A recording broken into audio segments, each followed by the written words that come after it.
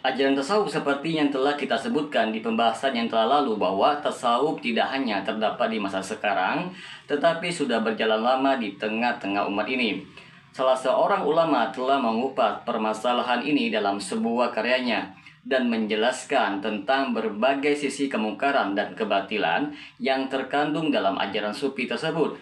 Judul kitab tersebut adalah An-Nahyu Ani Aroksi Wassama' karya Al-Imam Al-Hafidh Abu Muhammad Ad-Syati yang wafat pada tahun 665 Hijriah. Kitab tersebut dicetak dalam 2 jilid oleh percetakan Wakaf Salam Riyadh, Arab Saudi. Mau tahu bagaimana kelanjutan dari pembahasan ini? Maka jangan ragu untuk terus menyaksikan video ini hingga selesai agar kita menemukan fakta yang sebenarnya.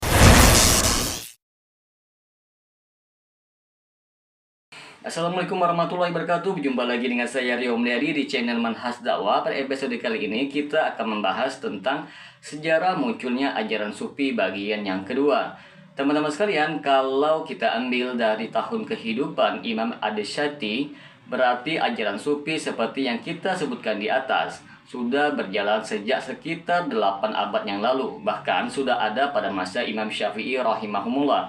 Karena Imam Ad-Syati dalam kitabnya tersebut menyebutkan kecaman Imam Syafi'i rahimahumullah dan ulama-ulama lain terhadap komunitas sufi yang ada pada masa mereka. Kala itu komunitas sufi hanya melakukan zikir atau membaca syair-syair zuhud dengan suara-suara yang disentuhkan. Imam Syafi'i rahimahullah menyebut mereka sebagai orang jindik. Namun bagaimana jika seandainya Imam Syafi'i rahimahullah dan para ulama tersebut menyaksikan acara-acara komunitas sufi yang kita sekarang ini? Perlu kita ketahui bersama bahwa ketika Imam Syafi'i menyebut tentang hukum at-takbir, itu adalah rekayasa orang-orang jindik untuk melalaikan manusia dari Al-Quran.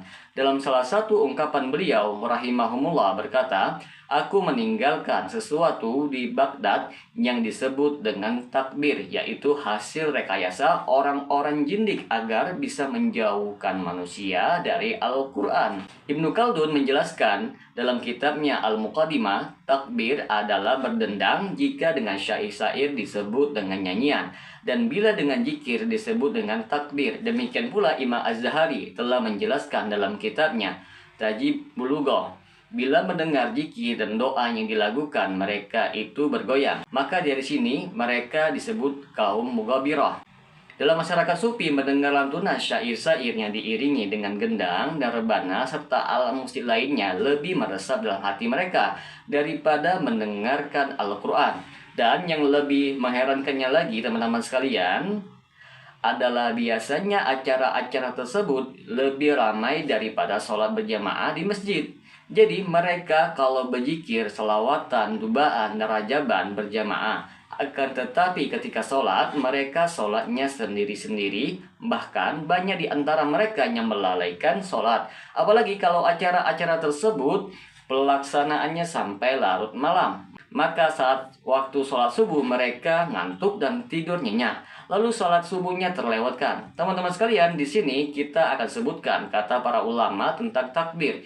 Yazid bin Harun rahimahullah mengatakan, takbir adalah bid'ah dolalah, tidak ada yang melakukan kecuali orang fasik. Salah seorang ulama Syafi'iyah, Abu Thayyib At-Tabari, mengatakan sesungguhnya apa yang diyakini oleh kelompok sufi adalah menyelisihi ijma', yaitu kesepakatan kaum muslimin. Karena tidak ada di antara mereka yang menjadikan hal itu sebagai agama dan ketaatan. Menurut pandanganku, hal ini tidak boleh dilakukan di masjid-masjid dan di jami-jami, karena tempat-tempat tersebut adalah tempat yang dimuliakan dan dihormati. Perbuatan kelompok ini adalah menyelisih ijma' para ulama. Berkata Imam Abu Bakar At-Tartusi rahimahullah, kelompok ini sufi telah menyelisih jamaah kaum muslimin karena menjadikan nyanyian-nyanyian sebagai agama dan ketaatan, dan mereka melakukannya di masjid-masjid dan tempat-tempat yang terhormat. Tidak ada seorang pun dari kalangan umat ini yang berpendapat membolehkannya. Kalau kita melihat ajaran Islam, maka kita dapati bahwa Islam itu berseberangan dengan apa yang dilakukan oleh orang-orang sufi tersebut. Di sini kita akan coba kemukakan beberapa dalil dari Al-Quran dan As-Sunnah serta kata para ulama mengenai metode dan gaya beribadah orang-orang sufi. Allah Azza wa Jalla berfirman, "Wastabjid man istata'ta bisautik," dan pengaruhilah siapa yang kamu sanggupi di antara mereka dengan suaramu. Quran Surah Al-Isra ayat 64. Ayat di atas adalah sanggahan Allah Azza wa Jalla kepada iblis yang enggan sujud, lalu iblis meminta diberi tangguh sampai hari pemberhentian, maka Allah Azza wa Jalla memberi tangguh ke arahnya dan mempersilakannya memperdaya anak Adam dengan berbagai cara, di antaranya adalah dengan suaranya. Menurut Imam Mujahid, salah seorang pakar tafsir di masa tabi'in, mengatakan bahwa yang dimaksud dengan suaramu dalam ayat di atas adalah nyanyi-nyanyian dan seluring. Dan firman Allah Azza wa Jalla, "Indal baiti illa muka'aw wa tasdiyah." Salat mereka di sekitar Baitullah tidak lain hanyalah siulan dan tepuk tangan. Quran Surah Al-Anfal ayat 35. Ayat tersebut adalah celaan bagi kaum musyrikin yang beribadah di sekitar Ka'bah dengan menyebarkan tangan dan mengomunikasikan sorai. Coba kita perhatikan teman-teman sekalian, hal ini tidak jauh berbeda dengan apa yang dilakukan oleh komunitas golongan sufi. Ketika mereka melakukan dubaan atau yang semisalnya, mereka menyertakan sorai dan menggenggam tangan. Kalangan para sahabat dan tabi'in mengatakan bahwa yang dimaksud dengan lahwal hadis, yaitu ucapan yang melalaikan, dalam ini adalah nyanyi-nyanyian. Berkata Ibnu Mas'ud radhiyallahu anhu, nyanyian itu menumbuhkan kemunafikan dalam hati. Lebih lanjut, Fudail bin Iyad rahimahullah mengatakan, nyanyian adalah mantra jina. Bila mantra jina telah berkumpul bersama pandangan dan sentuhan, maka sungguh telah sempurna sebab-sebabnya.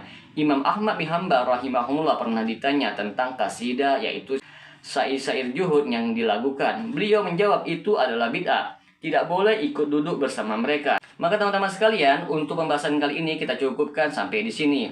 Pada episode berikutnya kita akan menjelaskan bagaimana sufi dalam menetapkan hujahnya dalam melegalkan berzikir sambil bergoyang dan nyanyian dalam rangka ibadah kepada Allah Subhanahu wa taala. Semoga dengan sedikit penjelasan ini dapat memberikan manfaat bagi teman-teman sekalian. Dan apabila channel ini memberikan manfaat bagi teman-teman sekalian, silakan subscribe dan share. Semoga bermanfaat. Assalamualaikum warahmatullahi wabarakatuh.